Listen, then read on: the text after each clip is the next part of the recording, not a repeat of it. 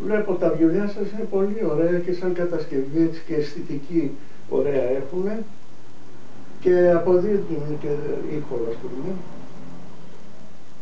Εσείς φαίνεται ότι έχετε μεράκι, αγάπη, πολύ. Σε αυτό που κάνετε το ψάχνετε πάρα πολύ σε βάθος και έτσι πρέπει κανείς να κάνει. Η απόδειξη ότι και οι επιστήμες με το ψάξιμο, με προσπάθεια, τον πειραματισμό και την αγάπη, το μεράκι και την επιμονή πρόσφεραν πολλά στην ανθρωπότητα. Αλλά και στην καλλιτεχνία επίσης περίπου τα ίδια συμβαίνουν. Εάν κανείς το αγαπάει, αποδίδει. Με τον κόπο του, με την προσπάθειά του, θυσίες, ώρας προσπάθειας και έτσι φέρνει αποτελέσματα.